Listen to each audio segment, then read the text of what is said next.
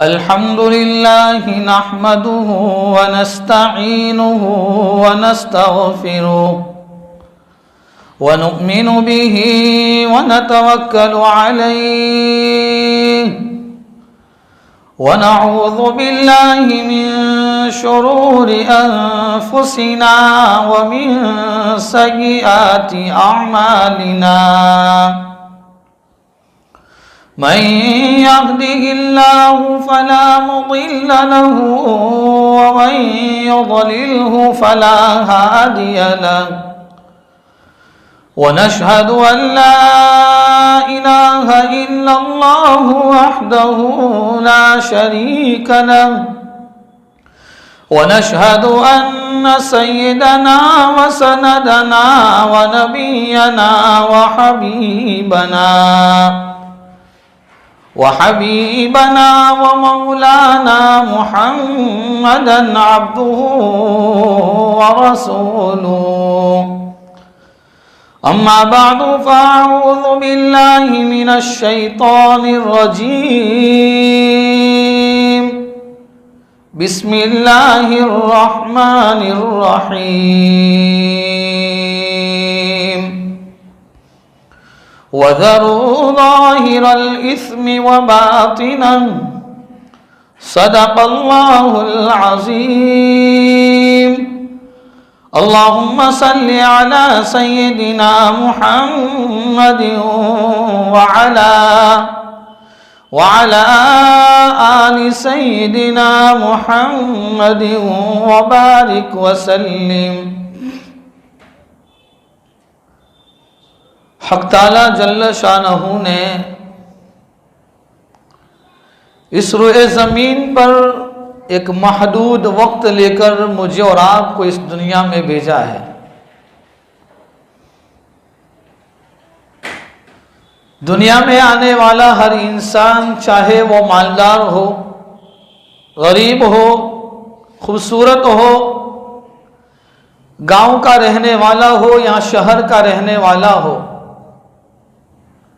جو بھی آیا ہے وہ اس دنیا میں ایک محدود اور لمیٹڈ ٹائم کے لیے آیا ہے، اور پھر اپنا ایک وقت مقررہ اور وقت متعین پورا کرنے کے بعد پھر یہاں سے جانا ہے۔ نہ کوئی یہاں رہا ہے نہ کوئی یہاں رہے گا۔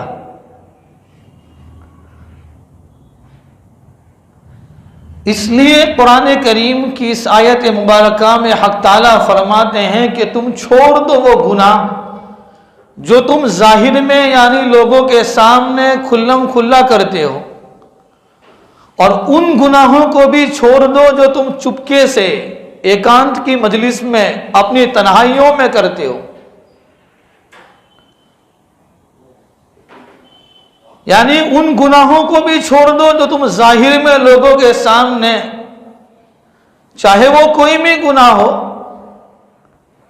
اور جو اپنے روم میں اپنے کمرے میں جہاں کوئی نہ ہو، جہاں آدمی اکیلا اور اس کے ساتھ اس کا دوست اور اس کا دشمن، بلکہ وہ اس کا دشمن موبائل کی شکل میں لے کر بیٹھ کر جہاں وہ اپنے آپ کو ایسا باغی اور نافرمان بناتا ہے، جہاں خدا کی اس نعمت کی اتنی ناشکری کرتا ہے کہ جہاں وہ خدا اور خدا کی دی ہوئی نعمتوں کو بھول جاتا ہے، اور موبائل کے ذریعے سے یا تنہائیوں میں کسی کے ساتھ بیٹھ کر کسی کے بارے میں برے پلاننگ بنانا، کسی کے بارے میں کسی کو بدنام اور سازش کرنا، کسی کو حیران اور پریشان کرنے کے پلاننگ رچنا، یہ تمام گناہ جو ظاہر میں کرتے ہو، جو چپکے سے کرتے ہو، یہ تمام گناہوں کو چھوڑ دو۔ آج کل دیکھا جاتا ہے کہ میں اور آپ نمازیں پڑھتے ہیں، اور دنیا کے لوگ بھی یہ بتلاتے ہیں کہ مولانا نماز پڑھتے ہیں، قرآن کی تلاوت کرتے ہیں، ذکر و اذکار کرتے ہیں، سب کچھ کرتے ہیں، لیکن یہ ساری عبادتیں کرنے کے بعد کوئی فائدہ نظر نہیں آتا۔ اس کے ذریعے سے جو نور ہمارے قلب میں بنتا ہے، ہمارے دلوں میں جو نور بنتا ہے، جو نور کی کیفیت بنتی ہے، وہ نظر نہیں آتی۔ اور یاد رکھو ایک بات، ہر چیز اپنا اثر چھوڑ کر جاتی ہے، چاہے وہ نیکی ہو چاہے وہ بدی ہو، چاہے وہ اچھے اعمال ہو چاہے کوئی برا عمل ہو، ہر چیز وہ اس کا اپنا ایک اثر بتلاتی ہے۔ تو آدمی نماز پڑھتا ہے، قرآن کی تلاوت کرتا ہے، ذکر و اذکار کرتا ہے، راتوں میں اٹھ کر اللہ سے مانگتا ہے، سب کچھ کرتا ہے، پھر بھی ان تمام عبادتیں کرنے کے بعد بھی اگر آدمی کی زندگی پھیکی پھیکی ہے، اس کی زندگی میں جو رونقیں آنی چاہیے وہ رونقیں نہیں ہے، تو پھر ہمیں تھوڑی باریک اور گہری نظر سے اپنی زندگی پر دیکھنا پڑے گا، اپنے گریبان میں جھانکنا پڑے گا کہ آخر کون سا ایسا کام ہے کہ جس بنیاد پر میں ساری عبادتیں کرنے کے باوجود میری زندگی کے اندر جو مزہ، جو خوشگواری اور جو بہترین قسم کا ایک سکون اور اطمینان آنا چاہیے وہ نہیں آتا ہے۔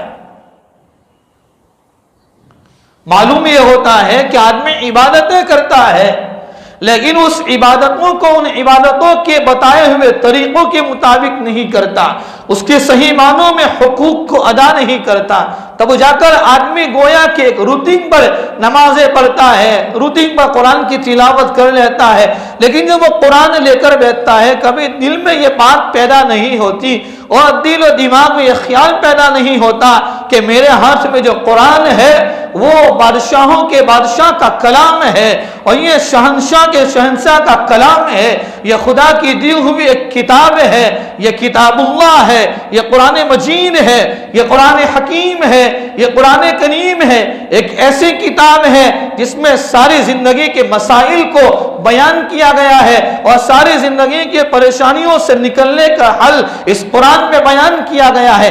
آدمی قرآن پڑھتا ہے اور اپنی روٹین کی طرح پڑھ کر قرآن رکھ دیتا ہے، کبھی دل و دماغ میں یہ خیال پیدا نہیں ہوتا۔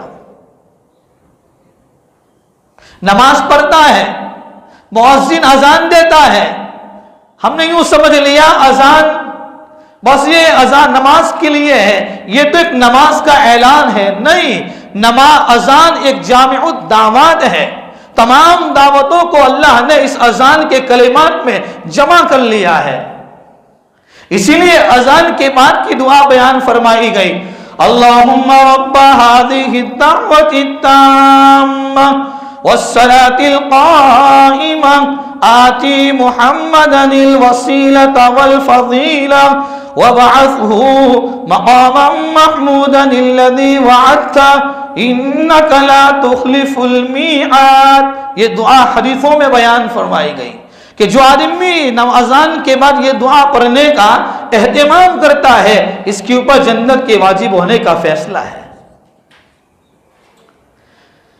امام احمد ابن حنبل رحمۃ اللہ علیہ کے زمانے میں ایک لوہار تھا، اس کا انتقال ہو گیا، خواب میں دیکھا کہ وہ تو جنت کے اندر مزے کر رہا ہے، پوچھا کہ آپ کا کون سا عمل خدا کو پسند آ گیا جو منظور و مقبول ہو گیا؟ فرمایا میرے اہل و عیال گھر والے زیادہ تھے، میں زیادہ نفلی عبادت نہیں کر سکتا تھا، بس فرائض پر اکتفا کرتا تھا کہ فرائض تو ہر حال میں ادا کرنا ہے، چاہے بیمار ہو چاہے تندرست ہو، اسی لیے ایک مسلمان کی یہ سوچ اور یہ فکر ہونی چاہیے کہ میری نماز قضا نہ ہو۔ خیر، اس نے خواب میں بتلایا کہ میرے اہل و عیال زیادہ تھے، میں نفلی عبادتیں زیادہ نہیں کر سکتا تھا، لیکن بات یہ ہے کہ جب مؤذن مسجد کے منارے سے اذان کی آواز دیتا تھا اور اذان کے کلمات میرے کانوں میں ٹکراتے تھے اور آتے تھے تو میں اپنے لوہے کو، اپنے ہتھوڑے کو اس لوہے پر مارنے کے لیے جو اٹھایا ہوتا ہوں، جیسے ہی اذان کے کلمات کانوں میں پڑتے ہیں فوراً اس ہتھوڑے کو ایسے ہی رکھ دیتا ہوں۔ کیوں؟ کہ اذان ہے، یہ بادشاہوں کے بادشاہ کی طرف کا ایک اعلان ہے، اور یہاں اللہ کی ربوبیت، اس کی وحدانیت اور اس کی قدرت اور اس کی طاقت سمجھائی جاتی ہے، اللہ کی وحدانیت سمجھائی جاتی ہے، میں اس کے اذان کے ادب احترام کی بنیاد پر میں اس ہتھوڑے کو اپنے ہاتھوں سے ایسے ہی چھوڑ دیتا ہوں اور کبھی وہ کام نہیں کرتا ہوں جہاں تک کہ مؤذن اپنی اذان کے کلمات کو پورا نہ کر لے۔ خدا کو یہ عمل میرا منظور ہو گیا، قبول ہو گیا، تو اللہ نے میری مغفرت کا اعلان کر دیا۔ تو میں کہہ رہا تھا کہ جو چھوڑ دو وہ گناہ جو تم ظاہر میں کرتے ہیں، ظاہر میں تو ہر آدمی، بلکہ اس زمانے میں تو ہر آدمی ظاہر میں سارے کے سارے دیندار نظر آتے ہیں، لیکن جو ایکانت کی مجلسوں میں، تنہائیوں میں جو آدمی گناہ کرتا ہے، اسی لیے علماء نے ایک عجیب بات لکھی ہے کہ جو آدمی تنہائیوں میں ایکانت میں گناہ کرتا ہے، اس گناہ کی بنیاد پر آدمی کا ایمان سلب ہو جانے کا خطرہ ہے۔ تو ہر ایک کو گناہ، ہر ایک گناہ چھوٹا ہو بڑا ہو، تمام گناہوں سے اپنے آپ کو پاک اور صاف کرنے کی ضرورت ہے۔ کیوں؟ اس دنیا کے اندر میں اور آپ ہمیشہ رہنے کے لیے نہیں آئے۔ یہاں ہر ایک جو آیا ہے وہ جانے کے لیے آیا ہے۔ میرا اور آپ کا ایک وقت متعین ہے، ایک مقررہ اور ایک فکس ٹائم ہے، اس ٹائم پر مجھے اور آپ کو یہاں سے رخصت ہونا ہے۔ پھر چاہے ہمارے گھر والے چاہے یا نہ چاہے، بیوی چاہے یا نہ چاہے، بیٹا چاہے نہ چاہے، ہر ایک کو جانا پڑے گا اور جانا پڑے گا۔ حسن بصری رحمت اللہ علیہ جواہرات کی تجارت اور بزنس کیا کرتے تھے۔ ایک مرتبہ وہ روم گئے تو روم کے وزیر سے ملاقات ہوئی، تو وزیر نے کہا حسن بصری سے کہ ہم کو ایک لمبا سفر کرنا ہے، اگر آپ بھی ہمارے ساتھ چلتے ہیں تو پھر اچھا رہے گا۔ کہا ٹھیک ہے چلتے ہیں۔ سفر شروع کیا، ایک اور جگہ پر پہنچے، وہاں ایک جنگل تھا، اس جنگل کے اندر ایک خیمہ لگایا ہوا تھا، تمبو۔ اس خیمے کے اندر ایک یا دو قبر تھی۔ اب یہ وزیر، اس کا سارا لشکر اور اس کے جو چیلے چپیٹے جتنے تھے، خدام، نوکر، یہ سب لوگ وہاں پر پہنچے۔ حسن بصری بھی ان کے ساتھ میں گئے، اور پھر یہ لوگ اترنے کے بعد، اپنی سواری سے اترنے کے بعد اس تمبو کا، اس خیمے کا طواف کرتے۔ وزیر نے طواف کیا، اس کے ہاتھ کے نیچے رہنے والے دوسرے لوگوں نے طواف کیا، پھر نوجوان لڑکیاں آئی، انہوں نے طواف کیا، بڑے بڑے حکیموں نے طواف کیا، بڑے بڑے عقل مندوں دانشوروں نے اس کا چکر لگایا، اس کا گشت کیا۔ حسن بصری رحمت اللہ علیہ دور بیٹھے ہوئے تھے، یہ سارے منظر کو دیکھ رہے تھے، لیکن کوئی بات سمجھ میں نہیں آئی۔ پوچھا کہ آخر کیا بات ہے کہ یہ لوگ اندر میں جاتے ہیں، پھر اس کا طواف کرتے ہیں، پھر باہر آ جاتے ہیں، معاملہ کیا ہے؟ وہ وزیر کہنے لگا کہ اصل میں روم کے بادشاہ قیصر کا اس کے ایک بیٹا تھا جو بہت خوبصورت، اور جس نے جوانی کے عالم میں دم توڑ دیا تھا، اور جوانی کے عالم میں اس کا انتقال ہو گیا تھا۔ یہاں اس کی قبر ہے، اور یہاں ہم لوگ سال میں ایک مرتبہ اس کا گشت لگاتے ہیں، اس کا چکر کاٹتے ہیں، لیکن اس چکر کاٹنے کی وجہ کیا ہے؟ اس وزیر نے جواب دیا، یہ چکر کاٹ کر ہم اس قبر والے کو یہ بتانا چاہتے ہیں کہ تو بادشاہ کا لڑکا ہے، لیکن اگر تیری زندگی کو بچانا اگر ہمارے ہاتھ میں ہوتا یا کسی بادشاہ کے ہاتھ میں ہوتا تو ہم تیری زندگی کو موت سے بچا سکتے تھے۔ اگر تیری زندگی کا بچانا کسی حکیموں کے نسخے میں لکھا ہوتا تو ہمارے پاس بڑے بڑے حکیم یہاں آئے ہیں جو آپ کی قبر کا طواف اور چکر کاٹ رہے ہیں، ان حکیموں کے ذریعے سے تیری زندگی کو بچا دے۔ اگر تیری زندگی کو بچانا کسی خوبصورت لڑکی کے مقدر میں لکھا ہوتا تو پھر یہاں بہت ساری نوجوان اور خوبصورت لڑکیاں یہاں موجود ہیں جن کی خوبصورتی کو دیکھ کر اور جن کی جوانی کو دیکھ کر تیری زندگی کو ہم موت کے پنجے سے بچا سکتے تھے، لیکن کیا کریں، तेरा मामला ऐसी जात के साथ है और तेरा मामला ऐसी जात के साथ है जहां किसी का कोई नहीं चल सकता था। इसलिए हम यहाँ तवाफ कर कर, यहाँ चक्कर काट कर तुझे पैगाम देना चाहते हैं कि तेरी जिंदगी खत्म हो गई है, अब तू वापस दोबारा दुनिया में आने वाला नहीं है, तुझे कोई बचा नहीं सकता है, अब तुझे बरसहा बरस इस मनोमन मिट्टी के नीचे दफन होना पड़ेगा, यही रहना पड़ेगा। जो मामला आगे का होगा वो आगे का मामला उस एतबार से, अमाल के एतबार से किया जाएगा। तुझे कोई नहीं बचा सकता है, तुझे कोई दूसरी जिंदगी नहीं दे सकता है। मालूम यह हुआ कि दुनिया में जो आया है उसको जाना है, उसको जाना है। बल्कि रिवायात में मौजूद है, मुस्नद अबू याला की एक रिवायत में मौजूद है कि मौत का जो फरिश्ता जो रूह को कब्ज करता है, एक मर्तबा वो खुदा ताला के सामने और रब तबारक व तआला के सामने हाजिर होकर अर्ज करेगा, ए मेरे अल्लाह, तूने जिस बंदों की और जिस मखलूक में से जिन लोगों की रूह को निकालने का हुक्म मुझे दिया था, मैंने वो काम कर दिया है, सिर्फ 5 बाकी है। कहा कौन कौन बाकी है? वो फरिश्ता अर्ज करेगा, एक मैं बाकी हूं, एक तेरी जात बाकी है, जिब्राइल और मिकाइल बाकी है, और अर्श उठाने वाले तेरे फरिश्ते बाकी हैं। अल्लाह ताला की तरफ से ऐलान होगा मलकुल मौत को कि जाओ रूह उठाने वाले अर्श उठाने वाले फरिश्तों को भी मौत का पैगाम सुना दो, उनको भी मौत आ जाएगी। जिब्राइल और मिकाइल को भी आखिर में मौत आ जाएगी। फिर वो खुदा के सामने हाजिर होकर अर्ज करेगा, हमने तेरे काम को पूरा कर दिया है। बारी ताला पूछेंगे कौन बाकी है? हाँ, 2 बाकी है, एक आपकी जात बाकी है और एक मेरी जात बाकी है। और कुरान करीम में हक ताला ने फरमाया है, कुल्लु मन अलैहा फान, हर एक चीज जो दुनिया में है, जो दुनिया के ऊपर है, जो मनोमन मिट्टी के नीचे है, इन तमाम चीजों को फना होना है, खत्म होना है। कहा फिर आपको भी मौत हो जाएगी, कोई बाकी नहीं रहेगा। रिवायात में लिखा है अल्लाह ताला की तरफ अल्लाह ताला आसमान और जमीन को अपने हाथों में लपेट लेंगे और फिर खोलेंगे, फिर दूसरी मर्तबा लपेट लेंगे, फिर खोलेंगे, तीसरी मर्तबा लपेटेंगे, फिर खोलेंगे और आवाज आएगी, लिमनिल मुल्कुल यौम। बताओ लिमनिल मुल्कुल यौम।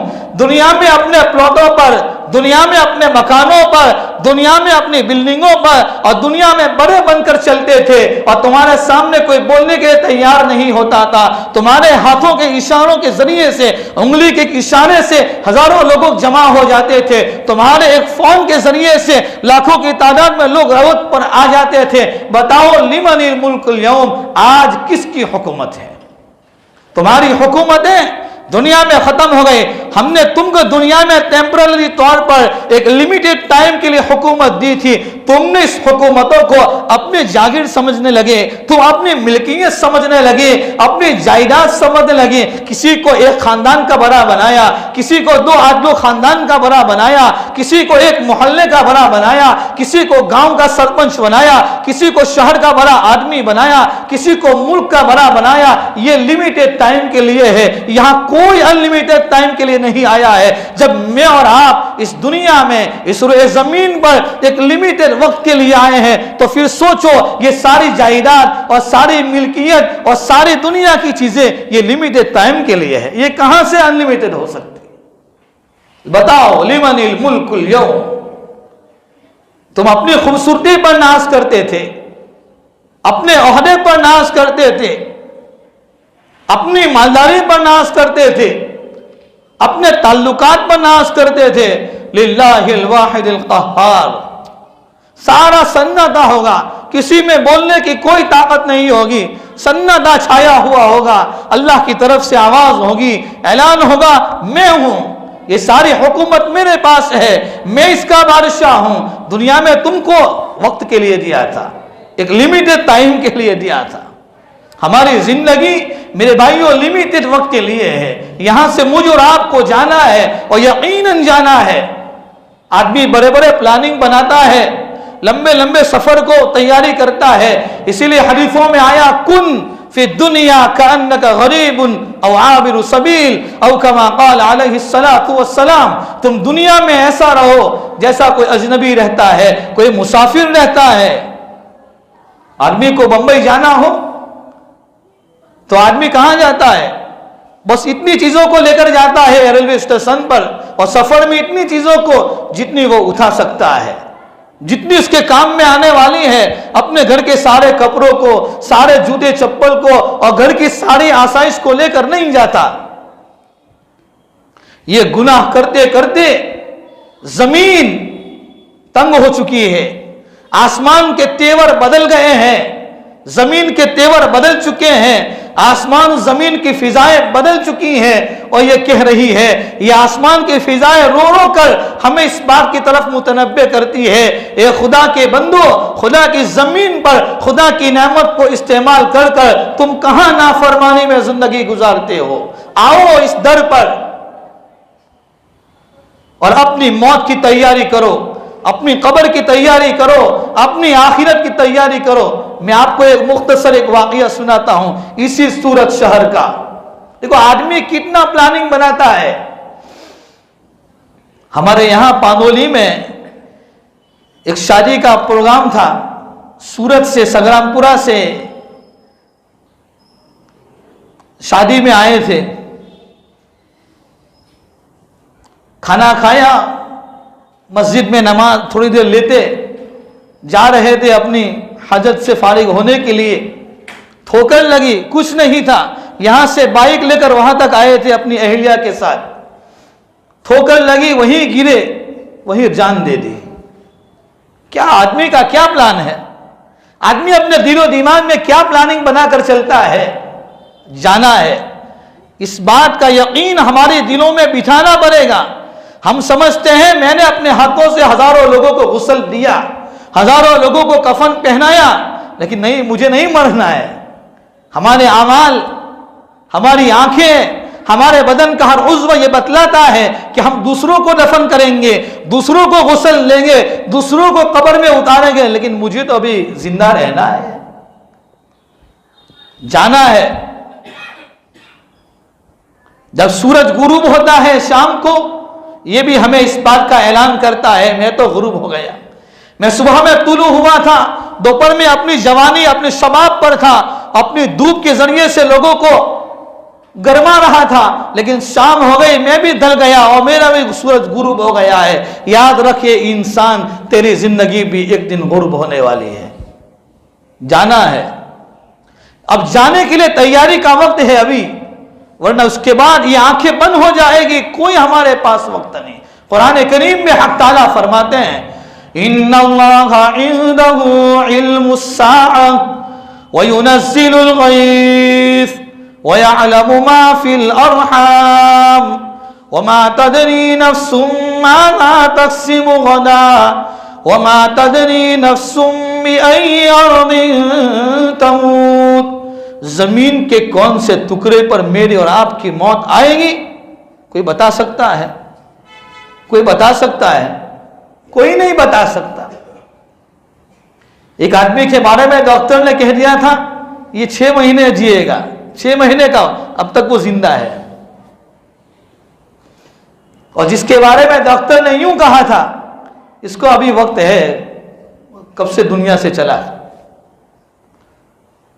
یہ دھوکہ ہے۔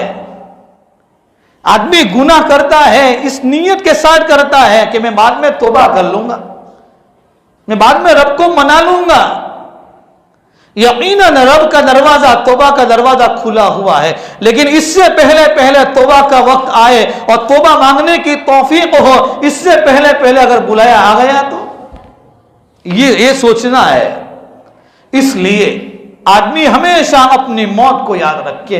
اور یہ زمانہ، یہ جو ماحول اور جو حالات اس وقت چل رہے ہیں، جہاں ایمان کے ڈاکو ہمارے ایمان کو برباد کرنے پر اور آدمی کو ایسی زندگی گزارنے پر تلے ہوئے ہیں کہ آدمی ایمان سے ہاتھ دھو بیٹھے، آدمی اپنی آخرت کو بھول جائے، آدمی اپنے عقائد کو خراب کر دے، اپنی قبر کو بھول جائے، ایسے موقع پر ہمیں دعائیں یاد کرنی چاہیے۔ ایک دعا آپ کو بتلاتا ہوں، حدیث پاک میں اللہ کے نبی صلی اللہ تعالی علیہ وسلم نے یہ دعا بیان فرمائی ہے۔ ام سلمہ رضی اللہ تعالیٰ عنہ روایت کرتی ہے، ام سلمہ فرماتے ہیں کہ اللہ کے نبی ہمیشہ یہ دعا پڑھا کرتا ہے، یا مقلب القلوب ثبت قلبی علی دینک، اے دلوں کے پھیرنے والی ذات، ہمارے دل کو، میرے دل کو اس ایمان پر، تیرے دل پر اور تیرے دین پر ثابت قدم رکھنا۔ آدمی دعا کا ہمیشہ اہتمام کرتا رہے، ہمیشہ اپنی موت کی۔ اسی لیے حضرت عائشہ رضی اللہ تعالیٰ عنہا کی روایت میں ایک دعا بتلائی، اللہم بارک لی فی الموت وفی ما بعد الموت۔ یہ دعا یاد کرو، روزانہ 25 مرتبہ اس دعا کے پڑھنے کا اہتمام کرو، 25 مرتبہ، تاکہ اس دعا کے ذریعے سے آدمی کو اپنی موت، اپنی قبر، اپنے حشر، اپنی آخرت، دنیا میں آنا، جب آئے ہیں تو دنیا سے جانا یہ یقینی چیز ہے، اس کے لیے موت کی تیاری ابھی سے کرنا ہے۔ موت جو قرآن کریم کی آیت پڑھی تھی، وَذَرُوا ظَاهِرَ الْإِثْمِ وَبَاطِنَهُ، بلکہ وہ تمام گناہ کو چھوڑ دینا ہے، بلکہ آدمی گناہ، اسی لیے علماء نے لکھا ہے جو آدمی کے قلب پر، دل و دماغ پر گناہوں کے جو خیالات آتے ہیں، یہ گناہوں کے خیالات کا آنا یہ برا نہیں، اس خیالات کو پکانا اور اس کے اوپر پورا پلاننگ بنانا یہ سب سے بڑی خطرناک۔ آدمی ہے، انسان ہے، گناہوں کے خیالات آئیں گے، یہی تو ہے، لیکن اس خیالات کو پکانا، پھر اس کے مطابق پلاننگ کرنا، میں یہ کروں گا، میں وہ کروں گا، میں اس کی پتی اگڑوں گا، میں اس کے ٹانگ کھینچوں گا، میں اس کے ساتھ یہ کروں گا، اس کو برباد کروں گا، یہ سارا جو پلاننگ بنانا ہے یہ سب سے زیادہ خطرناک ہے۔ بلکہ علماء نے یہاں تک لکھا، اگر ایک آدمی موبائل کے اندر مشغول ہے، اور موبائل میں مشغول ہوتے ہوئے، موبائل تو ایک مثال ہے، یا کوئی بھی گناہ کا کام، یا کوئی کسی کام کے اندر بیٹھا ہوا تھا اور جس میں وہ گناہ کا کام کر رہا تھا، چاہے موبائل کے ذریعے سے ہو، چاہے لیپ ٹاپ کے ذریعے سے ہو، چاہے کسی اور چیز کے ذریعے سے ہو، اگر وہ اکیلا کسی گناہ کے کام میں مبتلا تھا، اور جیسے ہی ہوا کا جھونکے کی وجہ سے پردہ ہلا ہے یا دروازہ ہلا ہے اور اس نے اپنے آپ کو چوکنا کر لیا اور سیدھا بیٹھ گیا، گویا کہ کوئی آ گیا ہے، فرمایا یہ اس سے زیادہ خطرناک ہے جو پہلے جس گناہ میں مبتلا تھا۔ آدمی کیا کرتا ہے؟ آدمی گناہ بری زندگی گزار، آج ہماری زندگی گناہوں کی وجہ سے اور نافرمانی کی بنیاد پر اور اللہ کے احکام کو توڑنے کی بنیاد پر ہمارے دلوں میں سکون نہیں ہے، ہمارے دلوں میں راحت نہیں ہے۔ آدمی مہنگی سے مہنگی چیزیں کھاتا ہے، سب کچھ کرتا ہے، لیکن بولتے ہیں مولانا نہ قبر یاد آتی ہے، قبر کا تذکرہ ہوتا ہے نہ بدن کے اندر لرزہ طاری ہو جاتا ہے، موت کا تذکرہ ہوتا ہے، موت کا ذکر آتا ہے، مولانا سب بات کرو لیکن موت کا تذکرہ نہیں، یعنی موت سے آدمی کو گھبراتا ہے، بلکہ موت تو ایمان والے کے لیے ایک تحفہ ہے، یہ تو ایک گفٹ ہے خدا کی طرف سے، جو اعمال کیے ہیں اس اعمال پر بدلہ کب ملے گا؟ جب موت آئے گی۔ اسی لیے تو فرمایا کہ موت آتی ہے اور موت آنے کے بعد خدا کی ملاقات ہو جاتی ہے۔ اسی لیے حدیثوں میں آیا ہر نماز کے بعد، ہر فرض نماز کے بعد ایک مرتبہ آیت الکرسی پڑھنے کا اہتمام کرنا چاہیے۔ جو آدمی ایک مرتبہ آیت الکرسی پڑھتا ہے، موت کے علاوہ ہر تمام چیزوں سے اس کی حفاظت ہو جاتی ہے، جہاں موت آ جاتی ہے وہ جنت میں داخل ہو جاتا ہے۔ بڑی فضیلتیں ہیں، آدمی غفلت والی زندگی گزارے، اسی لیے فرماتے ہیں رہ کے دنیا میں بشر کو نہیں زیبا غفلت، رہ کے دنیا کو بشر کو نہیں زیبا غفلت، موت کا جان بھی لازم ہے کہ ہر آن رہے، جو بھی بشر دنیا میں آتا ہے یہ کہتی ہے قضا، میں بھی پیچھے چلی آتی ہوں ذرا جان رہے۔ ہزاروں لوگ منومن مٹی کے نیچے دفن ہو گئے، ہزاروں نہیں کروڑوں کی تعداد میں مدفون ہو گئے اور منومن مٹی کے نیچے جا کر دفن ہو گئے ہیں۔ کبھی ان کا تذکرہ کرو، کبھی ان کو اپنے خواب و خیال میں یاد لاؤ، وہ بھی ہماری طرح زمین پر اکڑ کر چلتے تھے، وہ بھی اپنی طرح اپنی مالداری کو لوگوں کے سامنے بتلاتے تھے۔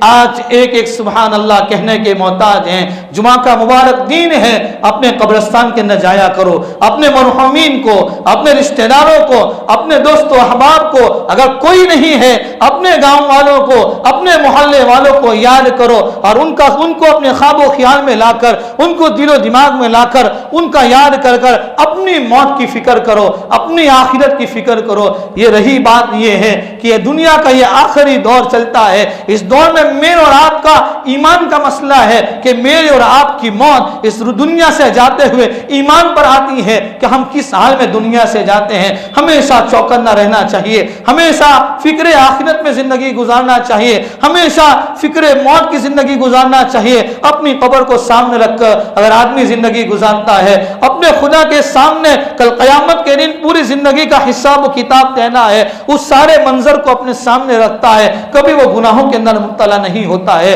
گناہ ہو جاتا ہے، انسان ہے لیکن اس کو توبہ کی توفیق بھی مل جاتی ہے، لیکن وہ گناہوں پر گناہ پر کرتا رہتا ہے، توبہ نہیں کرتا ہے۔ تو یہ سب سے زیادہ خطرناک چیز ہے۔ اللہ تعالیٰ صحیح معنی میں مجھے ہم تمام کو عمل کرنے کی توفیق عطا فرمائے، اور ہمیشہ یہ دعا کا اہتمام کرنا چاہیے اللہ تعالیٰ ہمیں دنیا سے جاتے ہوئے ایمان پر خاتمہ نصیب فرمائے، بری موت سے اللہ میری، ہم سب کی اور امت کے ایک ایک فرد کی اللہ تعالیٰ پوری حفاظت فرمائے۔ آمین۔ وآخر دعوانا ان الحمدللہ تعالی رب العالمین۔